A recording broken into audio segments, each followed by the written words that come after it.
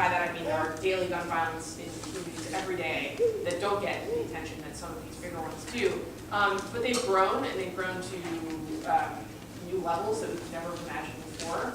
And there's a sort of sense of frustration, rightly so, that's bubbled up. And I think that's put pressure on our elected leaders to answer some sort of question, practically as a question, what have we done this session, this term, whatever, to address gun violence prevention?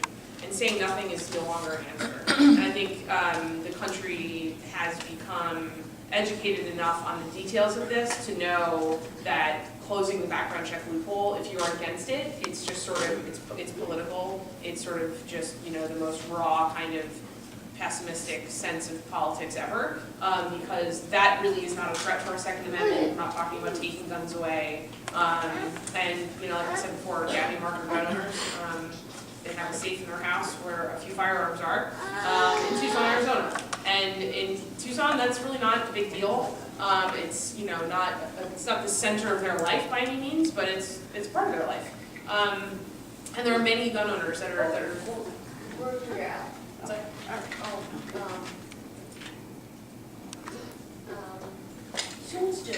Tucson, Arizona. Yeah. It's Gabby's secrets. It sounds too tough to die, where guns were a big part of how you settled debates. That was what Gabby represented. That's not Gabby representing Congress. That's right. So anyway, point being, there are gun owners now involved in this conversation. So anyway, I think we're in a really much better place than we were a few years ago on this topic. Thank you. Yeah. Thank you. That leads me to Jessica, the Executive Director of Emily's List. Emily's List has provided, you know, Americans and women in particular with such leadership to elevate women into the roles that, frankly, I think we're really good at. Wow, we got personal opinion. I agree.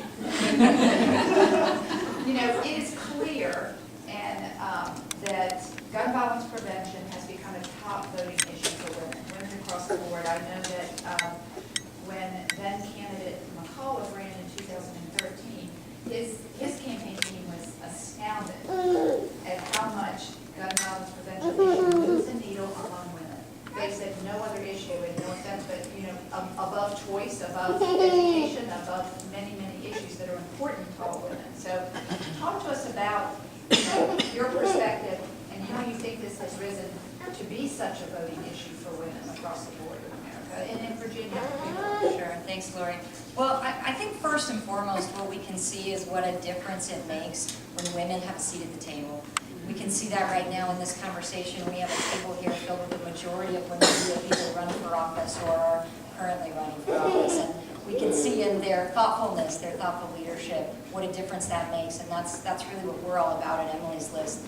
Gun violence in particular is really a complex challenge, and it requires diverse perspectives and thoughtful leadership to address it. And women who care about safety and national security are key to this. And that's really the work that we do at Emily's List, and it's why it's so important, because what we do is we work to elect more Democratic women to office to help bring their diverse voices, their unique perspectives to the table when it comes to issues like this that really impact women and their families. And we know that one of those issues is gun violence protection. Polling shows that a vast majority of Americans, Democrats, Republicans, including gun owners, support responsible change to gun laws. We also know that safety is a huge issue for women voters, and gun violence protection is at the top of concern for them. In fact, 2 out of 3 women overall say that gun violence is a top concern in this election. It's even bigger for women of color, and bigger yet for millennials. Women and millennials, as you may have heard this cycle, have the power to decide this election in November. And they are focused on this issue and safety and security. When asked about the top issue that women voters are taking with them into the voting booth on election day, 66% of millennial women and 70% of women of color said that preventing gun violence was a top issue when thinking about what they were going to vote about in the booth. So electing women like Kathleen Murphy, re-electing Kathleen Murphy, LuAnn Bennett, Hillary Clinton is key to this issue because of the experience and the perspectives and the thoughtful leadership that they will bring to this important issue.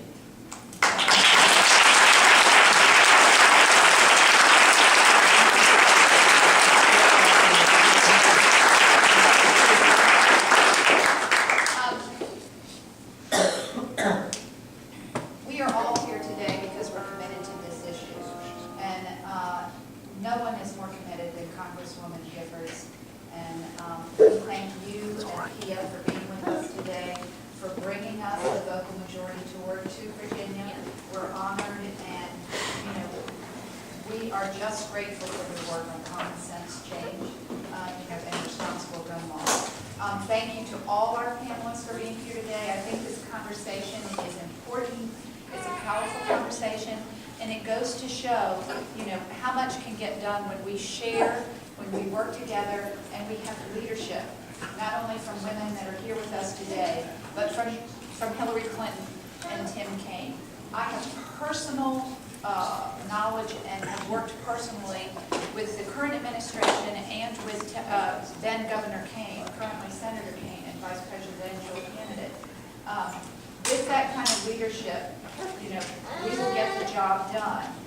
We need to ensure that the Clinton, Kaine, LuAnn Bennett ticket is elected and are able to serve and lead us in Virginia.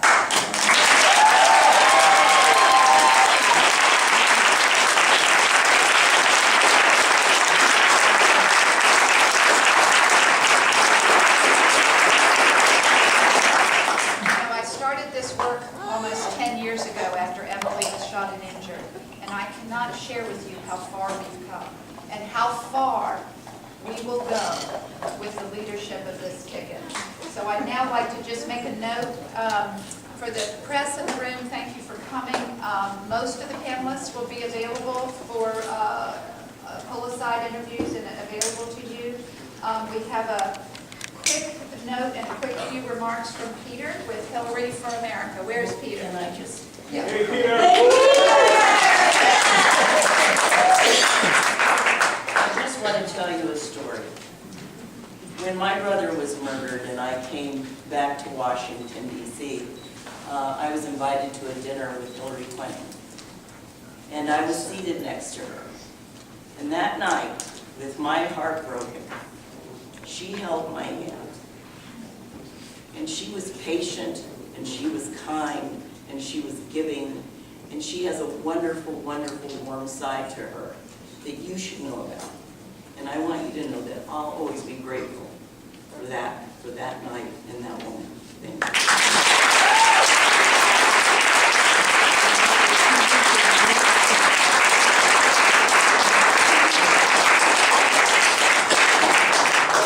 Hey everybody, thanks for coming. My name is Peter. I'm with the coordinated campaign here in Virginia. And I just wanted to talk to you guys really quick. So this is actually an issue that's really personal to me. As some of you guys may know, I actually worked in Gabby Gifford's old district. I worked out in Tombstone and in Cochise County, and I worked with people who have been affected by gun violence in that attack in Tucson. And then after that, I worked in Charleston, and I worked for a candidate, and we met the pastor who was then attacked just a week later. And this is such an important issue, and we have an opportunity here to make change. So I want you guys, really quick, show of hands, who here wants to pass background checks? Just raise your hand. Everyone here does. Because we have that chance. We have that opportunity. This is our moment.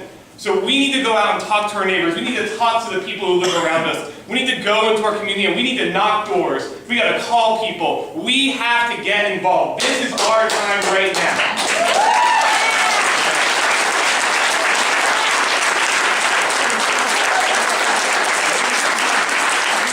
Right now, there's some lovely folks who are passing out sign-up sheets for Get Out the Vote. And this is where we are knocking on doors of people that we know if they vote, they are going to vote Democratic. They're going to vote for Hillary Clinton. They're going to vote for Tim Kaine. And they are going to vote for LuAnn Bennett for Congress. So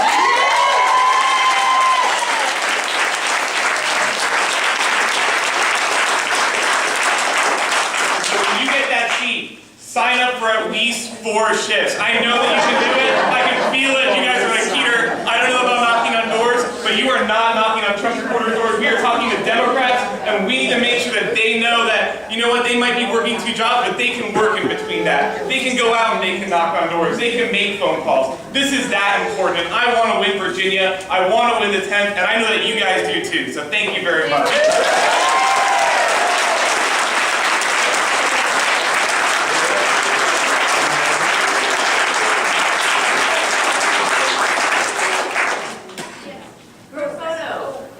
Okay, well, with that, we're gonna, the roundtable discussion is over. We invite you to stick around and ask some individual questions. We have to do some pictures and some media, but we'll be here for a few minutes. So thank you all for coming. Very nice.